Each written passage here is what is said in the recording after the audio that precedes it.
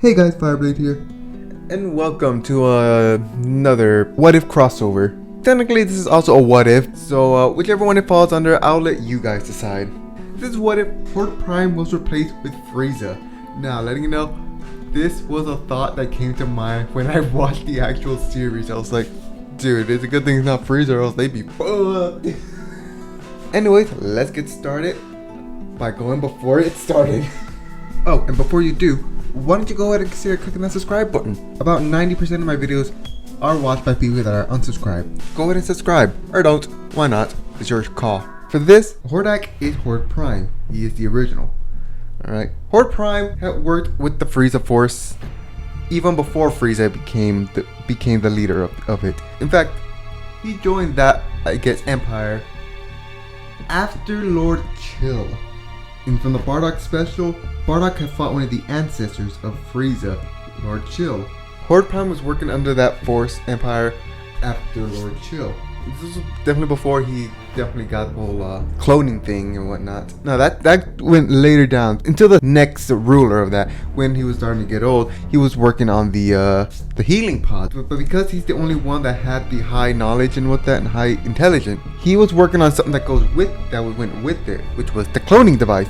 And that body got killed off by old age, obviously. That cloning thing that definitely saved him and kept him working under that empire. He almost did get destroyed because the ruler under that was believing Horde Prime tried to take over by making many clones so that he can keep coming back. He quickly dismisses that, saying like, "No, sire, I made this just so I can continue working under you for many generations." The leader of that empire just lets it go, but definitely has him under watch.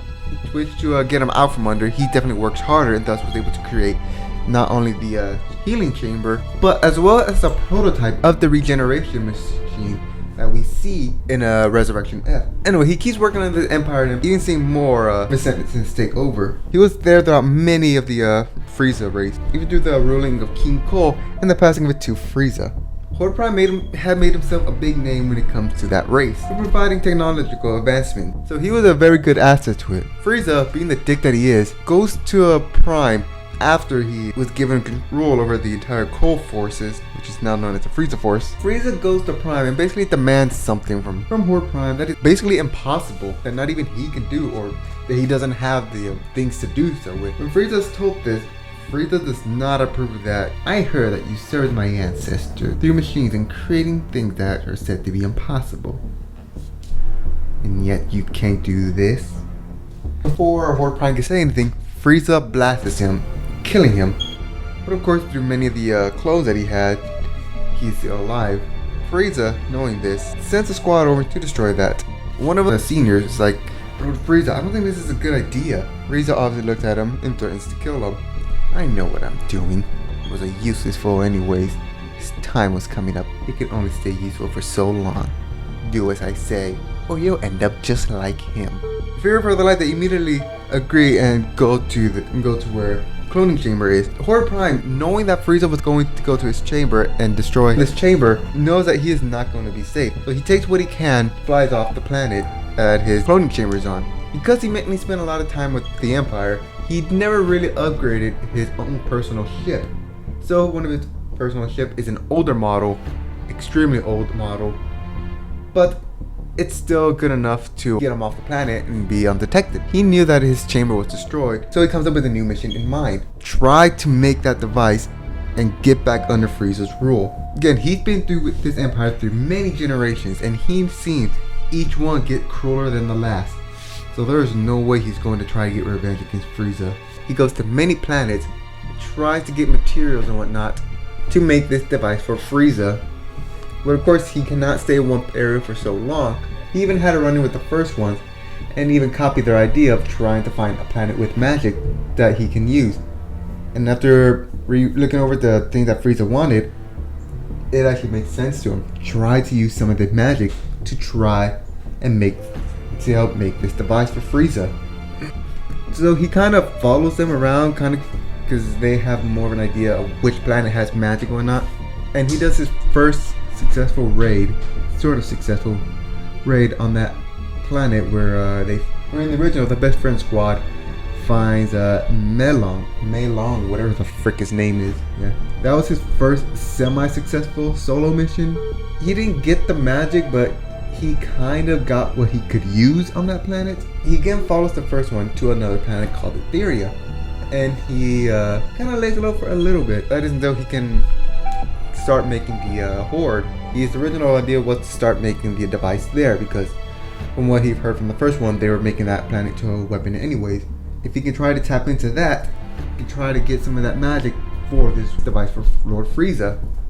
Everything was going well until the planet was pulled into a pocket dimension.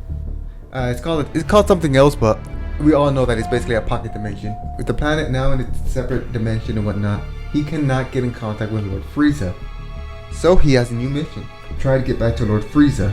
As the events plays out exactly the same in the She-Ra series. The only difference is that until the rebellion finds Adora, they had an extremely tough time against the Horde, because Horde Prime can make the Scouter and the Blaster relatively with ease, because again, he was the one that came up with the design, with the current design and model. So yeah, for a while they had the huge advantage until they got Adora. And with Adora, they gotten some of the things like the blasters and the scouters.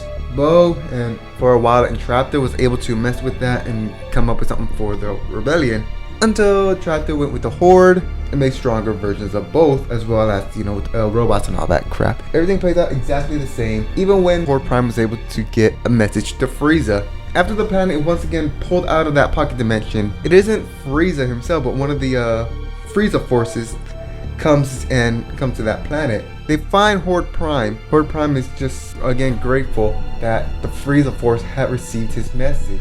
When he looks to Glimmer and Catra, he basically tries to use them as leverage, because he's kind of afraid that Frieza is gonna kill him anyways. Catra, again being smart and knowing that this Frieza was the only thing that Horde Prime fears, if she's gonna get captured by these guys, she might as well be on their good side. So she states, if you kill either of us, then you're not gonna get what you've been needing from this planet. You're not gonna get the magic from this. The same magic that you need for your device. I know how to get it. So unless you want to anger this Frieza of yours, you're gonna keep us alive. She's bluffing so hard right now that even Glimmer can see it. Without even saying anything or quickly trying to teleport out of there, they are quickly put in the cuffs and got into the ship, heading back to one of the planets. Bo saw all of this and he doesn't know what to think. He's just surprised.